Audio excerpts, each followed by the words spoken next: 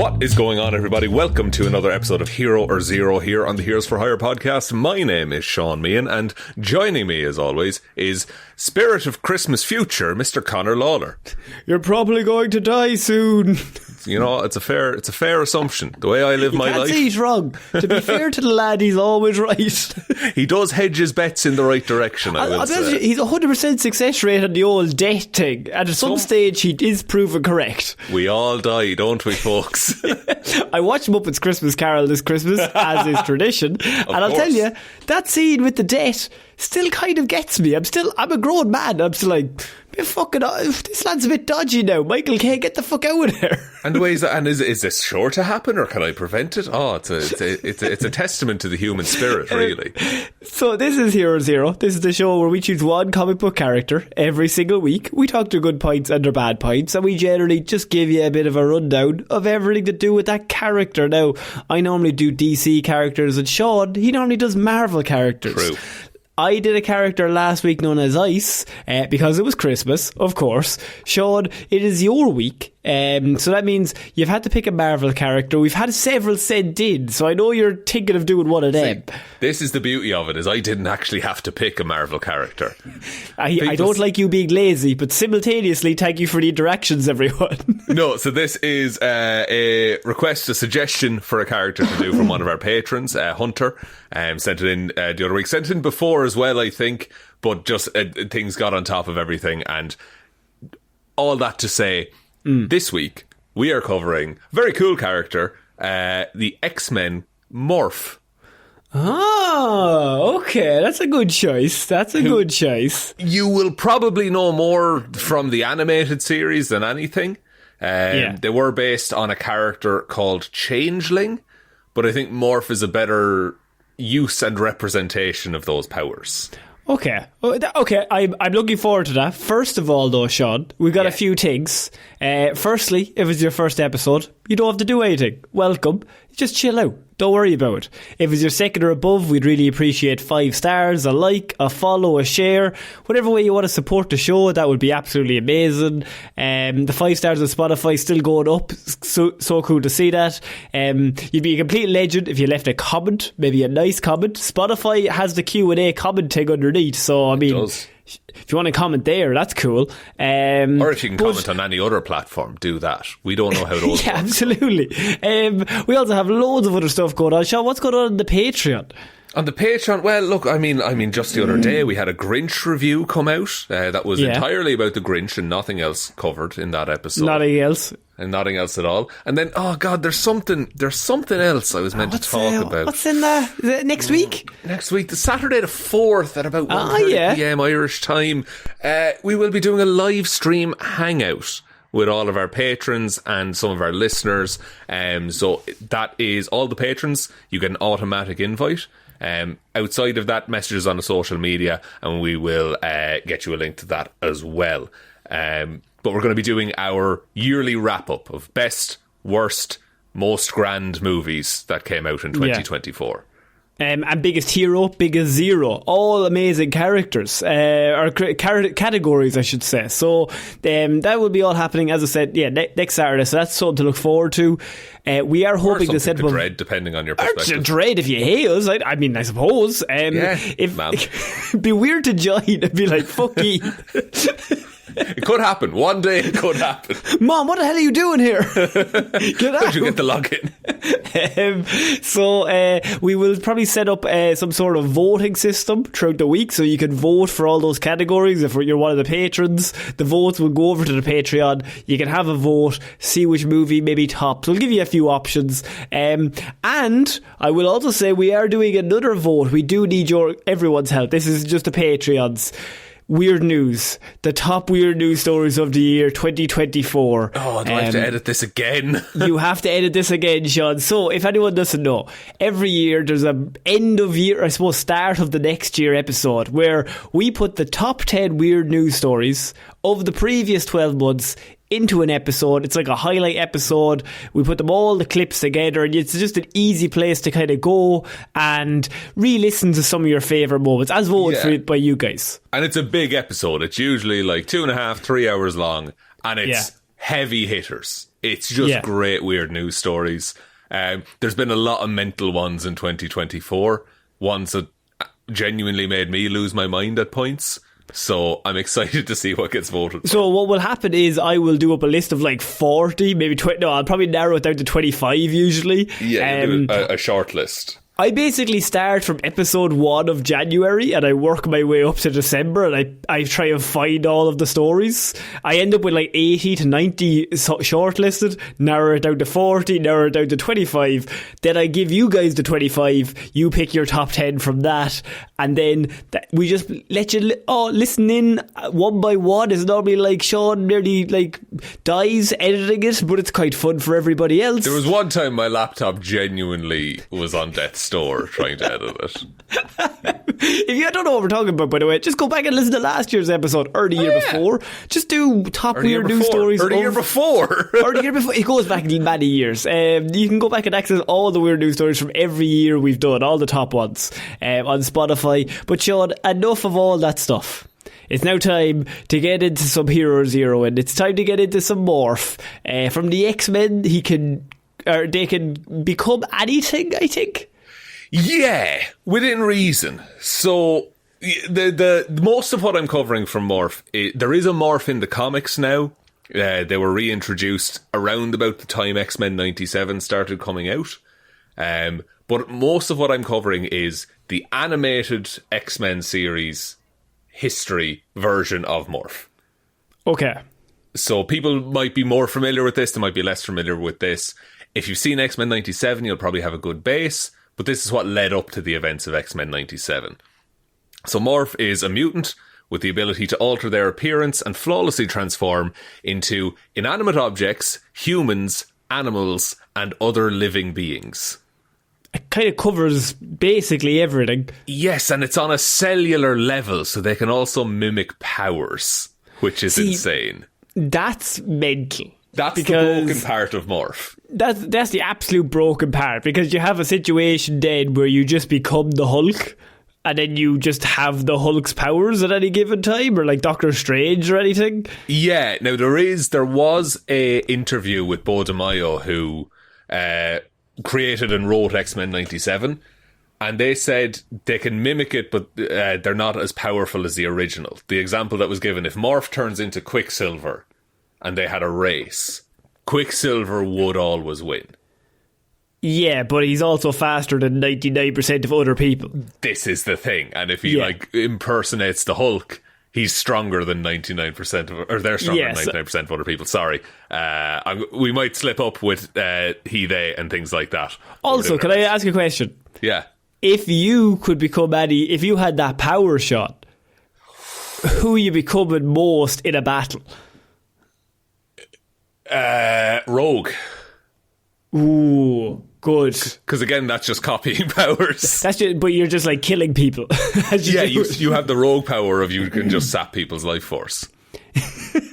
So you like the idea of Morph, but you also want to kill people as you're doing it. Yeah, and I also think I do a southern accent very well. So you would look great with the little white thing in your hair. Oh, it'd be fantastic. Connor, please.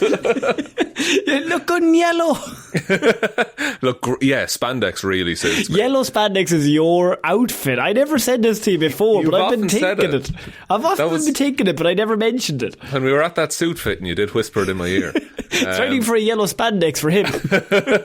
So at some point, Morph became a member of the X-Men and formed a close relationship with the surly Wolverine.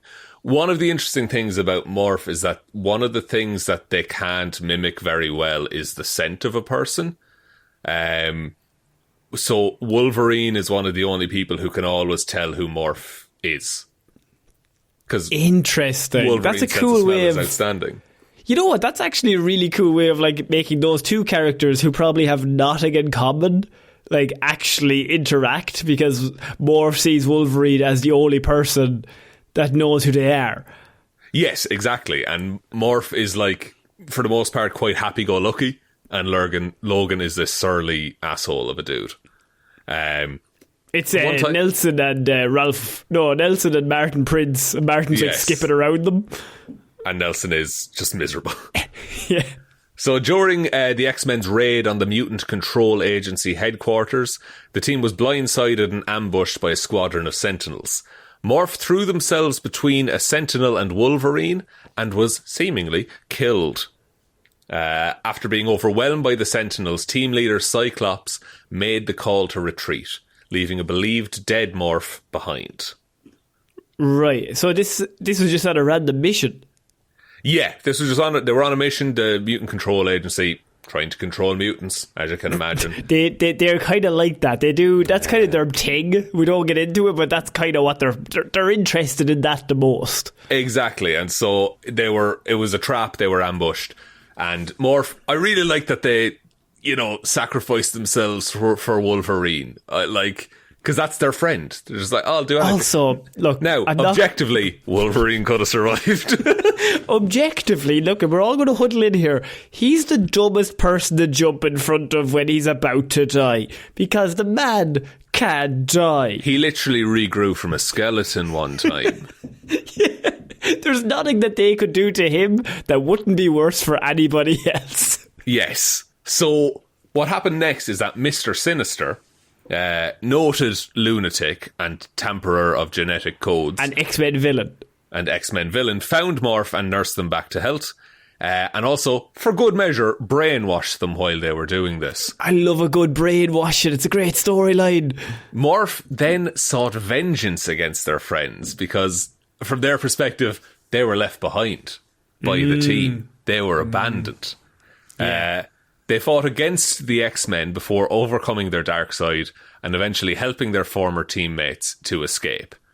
Not ready to rejoin them, however, they fled, retreating deep into the jungle, attempting to fight off Sinister's conditioning by themselves. Right, okay. So, I mean, look, that's a storyline we've seen loads of times, and then you have the bit where, Morph is revealed, and then Wolverine's like, don't you remember me? Oh my god, think of all the good times. Yeah, and you have it right, because Wolverine is the one who finds Morph, and is in the jungle tracking them, just being like, hey, come back to the X-Men, we can deal with this together. But Morph is like, no, I need to deal with this on my own. Cyclops is like, we should kill them. Cyclops is like, I'll kill all of you, I don't care. I'll kill everyone in this forest. I don't give a shit. Fights and beats Wolverine and then runs off. And Wolverine respects their decision and is like, no, they'll deal with this in their own time and they'll come back when they're ready. Which is, I suppose, mature for Wolverine, who not normally want to do the mature thing. Yeah, but it's also, from a story perspective, it's quite nice that Morph finds their own identity, because it's always the case with characters who can transform and impersonate other people. Mystique who are has you? This a lot. Yes, who are you really behind it all? Yeah, because if you take away all the powers, then who is ground zero? Because then you're changing it constantly. Exactly, and who is that for all of us? Because who are we when no one else is around? I think this is getting a bit existential. No, I'm in my yellow spandex. So they found work in Clearly who you are is a fucking idiot. Who I am is great crack, lads. Morph found work in a circus sideshow, but were found by Sinister once again, who re-established his control over them. He forced Morph to contact the X-Men in an attempt to kidnap Cyclops and Jean Grey, because he's obsessed with Cyclops and Jean Grey. Also, just to be, we're going to point out the fact that it is obvious that the bad guy in X-Men is called Mr. Sinister. That's just not. Don't look too much into it. It's just his name. It's Evil Knievel style. It fits, the Sinister guy. Mr. Dickhead, basically. Mr. Awful Human. Yeah. So Morph tried to warn their old friends, about the trap, but to no avail, and Sinister succeeded in kidnapping Jean. After returning to Sinister's base in the Savage Land, which, as we all know, is an area... Shaun! Yes! Okay, everyone, let's take a moment. Shaun, could you explain to people who might be new here, who maybe have not read the X-Men comics, maybe haven't got around to it, if in a normal world, What is the Savage Land in Marvel comic books? Oh, well, Conor, I'm glad you asked. Oh, thank you. The Savage Land is an area within the Arctic Circle where it is a tropical rainforest within which dinosaurs still exist. And it's just on the map and everyone knows it's there. You saying that sentence never gets old? The amount of buy-in involved with the Savage Land. I love how everything in the Marvel universe is basically the same. Except for, well, actually, in the Antarctic, there's dinosaurs, and there's a tropical forest, and dinosaurs live up there. Don't ask too many questions, shut the fuck up. Because the rest of it is like, oh, we're in New York, or we're in fucking like it's California all today. Like, everyone in Marvel Comics has gone to New York University, like, all the good people, but they can't figure out how to make it normal that there's an Antarctic circle of tropical rainforest with dinosaurs in it. They're just like, that's just there, right? Who came up with that, and how did that get past anybody? I think it was Jack Kirby, but I can't be sure. It looks like a Kirby idea. It's mad enough to be Kirby. First appearance was in Marvel Mystery Comics number 22. Okay, that's a place called The Land Where Time Stands Still. Well, that's different. That's a different X-Men place. number 10, 1965. Oh, it's Kirby all over. Our writers were Stan Lee, penciled by Jack Kirby. Kirby's all over that, man. Kirby wanted to draw some fucking T-Rexes. Kirby convinced Stan Lee to do it. Stan was distracted by the Fantastic Four at this point, and he was like, Stan, what about a fucking rainforest full of dinosaurs? What about that? He finishes doing a line and is like, great idea. We're killing it. It's the 60s. So after returning to Sinister's base in the Savage Land, Morph finally freed themselves from Sinister's control, only to be chained alongside Professor Xavier, Magneto and Jean Grey. So taken captive. Jesus, that's a fucking strong foursome to get taken captive. Yeah, while putting Magneto in chains as well. Almost seems like a poor idea, really, but like, let's see how it plays out. During the final confrontation against Sinister, Xavier helped further undo Sinister's conditioning over Morph, and Morph returned to the X-Men and had... Basically, there was a device in Morph's brain that made them always revert to Sinister's control, and they removed that once they returned to the X-Men. Good old brain device, making them evil. Love a brain device on the show. Simple, effective storytelling. Xavier also suggested that Morph go to Muir Island for treatment, which is an island off the coast of Scotland. It's where Juggernaut fought Dazzler that one time and felt really bad. If you haven't listened to the Juggernaut report from a few weeks ago, go back to listen to that. But Juggernaut fought a woman to death accidentally. And then was digging a grave and found by the X-Men and was like, no, please, this was an accident. I didn't mean to kill the singer. So the Morph's former teammates also visited them on Muir Island, and they were eventually given a clean bill of health. They decided to immediately rejoin the X-Men. Morph's first mission involved the Sentinels once again, to battle a group of Sentinels that were coming up. Encountering them triggered a bout of PTSD, leaving them crippled with fear. Desperate to prove themselves to their team and their friends, though, Morph overcame the fear and destroyed Master Mold, who was like the lead Sentinel, rescuing Professor X and foiling the Sentinels' plans. Afraid that the PTSD might endanger their teammates, they chose to leave the X-Men once again, realising that they were not ready to return to being a hero yet. Oh, okay. However, Morph eventually returned to the X-Men after Professor X was publicly attacked and seemingly killed by Henry Gyrick. To ensure Charles's safety, Morph assumed the Professor's form and appeared on TV to calm the riots that had broken out over the attack. Oh, because, in the X-Men comic books, if Professor X dies, then a lot of people will then be really, really mad and come out and start rioting. Exactly. And so Morph is great at keeping the peace. There's a similar... This is the end of like the history and stuff, but there's a similar thing with how they're using Morph in the comics now, is that Morph was brought in as one of the new mutants, like a younger team. and didn't know their place on the team. Because they're not a combat person. But because at this point they can't soak up powers. So all you can do is then replicate what people look like, but that's not really helpful unless you're infiltrating but like in a non-attack that's where role. Morph ends up being used. He's under the radar kind of thing. Yes, yeah, exactly. You can get in literally where no one else can, because you can just look like a person. And then once you're in, then you just basically like release the security system. Then we all pile in. Cyclops starts killing people. Exactly. And Cyclops is a terrorist at this point. So yeah, like Cyclops will kill an orphan. It just loves it. Oh yeah, big fan. Big fan. No, he doesn't even need to. Jean Grey's like, enemies are that way. Like, leave me, Jean. So in terms of powers and abilities, the main power is shape-shifting. So Morph can shift their form into an exact duplicate of any human, humanoid or semi-humanoid being of any sex, changing not only their appearance but their clothing as well.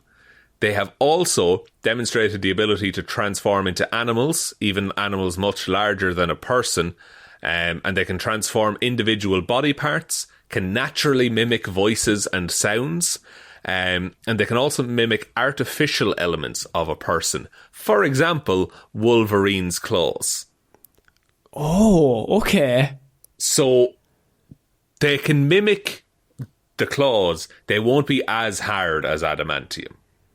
True, but they'll also be... It's pretty good to have knives in your hands. Yeah, and imagine showing up to a fight with 2 Wolverines.